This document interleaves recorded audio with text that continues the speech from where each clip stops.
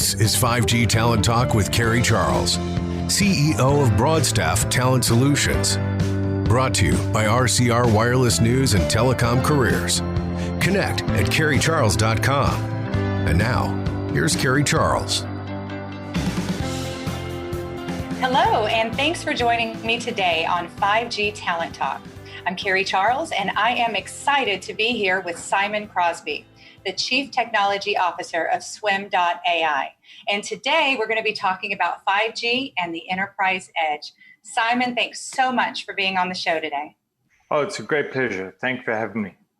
So, Simon, tell us more about Swim.ai and your role in the 5G ecosystem. Swim is a technology platform for applications that process vast amounts of streaming data on the fly. So a good example would be data from the edge, from edge systems, from traffic systems, from smart cities, from devices. And then what we do is we analyze it as it streams rather than storing it in a database and analyzing it later. And so our applications tend to be closely aligned with the ambitions of edge providers who are more monitoring lots and lots of edge devices and IoT things, but also inside the infrastructure of those carriers who are wanting to analyze the quality of their networks and the connections that they offer to their subscribers. Okay, so what are some challenges for carriers in generating revenue with 5G? Well, 5G is going to happen no matter what. That is, it's driven by consumer expectations, and somebody's going to do it, in which case all the other carriers have to do it. So that's a potential disaster because the number of consumers is fixed and they're all paying the same amount every month for their mobile devices. So really the opportunity that 5G presents is something carriers need to exploit to recover the costs of implementing it and so on. And the opportunity is really related to 5G's incredible bandwidth, so large capacity, and the opportunity to slice up the network in a very fine-grained way so that you can offer virtual private networks to subscribers at the edge. And so therein lies the opportunity for a ton of rich business class services that carriers can implement that they don't actually currently implement at all, not the mobile guys. It's currently the domain of the wired network folks. So is 5G driven by consumers or carriers? 5G will happen because somebody's going to do it, and that's more of a consumer thing. Somebody has to do it just because the tech is there, and so some carrier will do it just to compete for customers. But it's fair to say that the predominant uses of mobile technology to date have been consumers. Sure, your company may pay you for your phone, but that isn't really a business class service. The interesting opportunity that 5G presents is that it has the opportunity to allocate fixed or fair amounts of bandwidth to different subscribers at the edge on virtual private networks. So you could be on a corporate network and mobile, right? And so the carrier could offer a secure business class internet service to IoT devices, to remote facilities, to mobile users, and a ton of other things. And so that's a potentially rich seam of opportunities for enterprises. The question remains, can carriers take advantage of this and do it fast and in a way which is accessible to their customer base? Got it. So tell me, how does Swim help service providers? How do you help these carriers? So currently what we do is we help them with real-time insights into the connection qualities and service that they are delivering to their users. So one of our large customers is processing more than a gigabyte per second of data through SWIM, analyzing users, so mobile devices, connections to different base stations as the users move around, and ensuring that there is a high quality connection available to each user given where they are going. Okay. So, and what this takes is prediction of where the user might go to, given their past and so on, but also understanding the current tuning of the radio and its attenuation in various geophysical senses around the base station. So what about enterprise? How does SWIM help enterprise?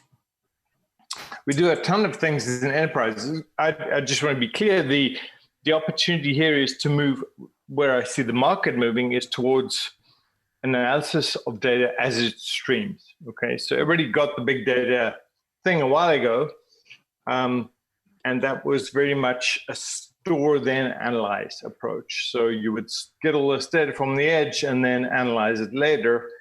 The problem with that is it assumes that data is bounded, that there's a reasonable place to stop. And of course, as more and more things get connected, they never stop. And things are being connected at a phenomenal rate, like more than 2 million devices per hour are connected to the internet. So what's coming is a tsunami of data, and storing it in the hope that you can analyze it later, good luck with that. That's not going to happen. So what has to happen is you have to analyze data on the fly at a very granular level in the context of things and where they happen to be and their relatedness. And whether or not you choose to keep the data is perhaps up to compliance or various other things. But in general, keeping raw data is not really useful. So analyzing data on the fly is really interesting. That's what we do. And it requires a few changes to the computational model that you use. So let's talk about the workforce for a minute.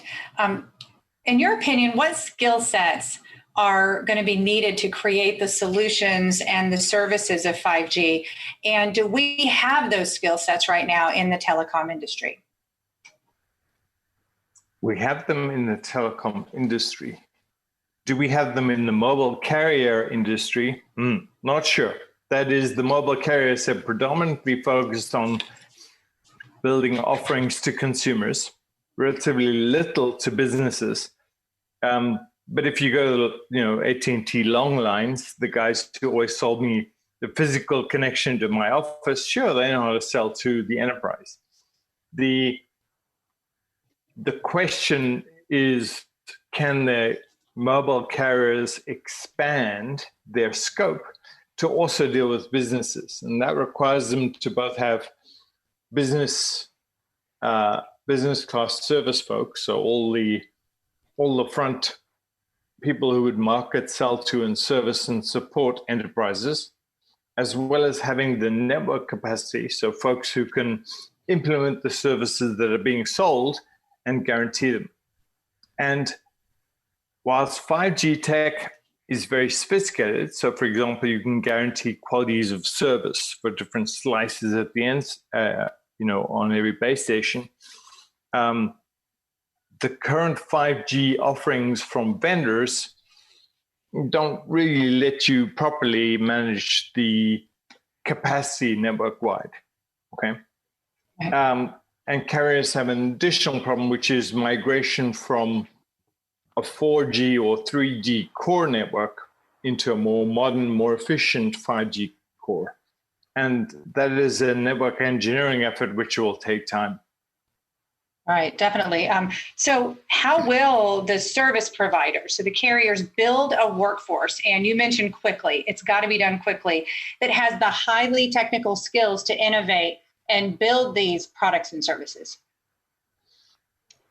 I think they're going to have to learn from the folks who traditionally sold wired services into the enterprise. Now, it's interesting to me also that, for example, if you look at the partnership between Verizon and Microsoft, they're also going upstack.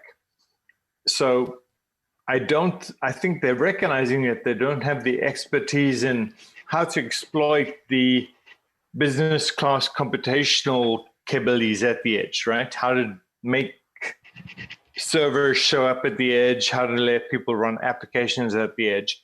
And so they're partnering with the cloud vendors. You've seen Microsoft and Verizon, and I expect more from AWS. Google, of course, has always been kind of competing with the providers, mostly the wired providers. But increasingly with Android, they will do that. So I expect that we'll see more partnerships of the form of service innovation on the, by virtue of a network plus a major provider like Microsoft. So how will the SWIM technology reduce the need for highly skilled technical talent and also increase efficiency? So managing these, arguably carriers are great at one thing, right? They're great at managing huge things at large scale.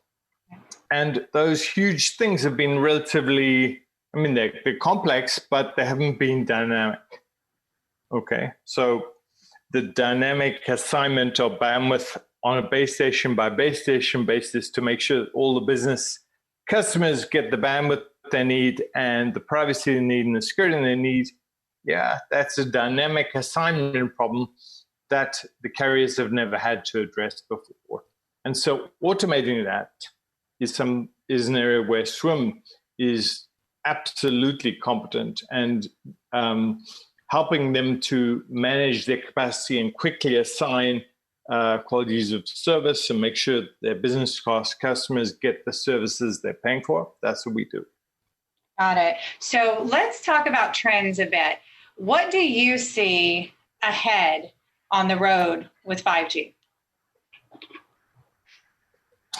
I see it on my phone, which is an AT&T phone. Of course, they're lying, but nonetheless, what I see in the future for 5G is this, that the opportunity really for the carriers is to experiment with a rich portfolio of enterprise class offerings in addition to their existing consumer offerings, and at the same time to massively reduce the cost and complexity of their core networks.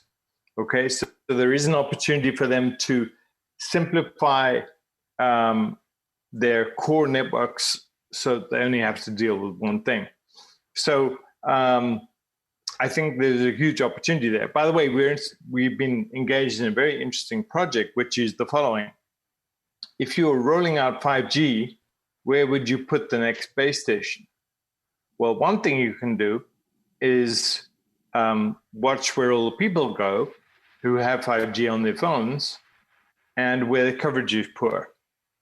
And that's where you put the next base station. So you can kind of crowdsource the network build out by watching where people go and the quality is poor. And so that's another very interesting and very dynamic application that we're involved in. Yes, it sure is. So Simon, where can our listeners reach you and find out more about SWIM technology, swim.ai? Oh, I'm Simon at swim.ai. That's easy enough. By the way, there's another area which is interesting. Yeah. And that is the use of 5G for smart cities. Yes, yes. So city data, you want to keep it private, so slicing at the edge is important. There is tons of data. So let me give you a number. The city of Las Vegas, just the traffic lights, the loops in the roads and so on, is 60 terabytes a day. Okay? It's more than you could ever put in the cloud. Nonetheless, analyzing that data on the fly to do traffic predictions so Ubers and so on route better is an important thing to do. And so the kind of customer-facing capabilities that 5G offers is immense. Is there anything else any other solutions, any other projects that you're working on that you'd like to talk about before we end?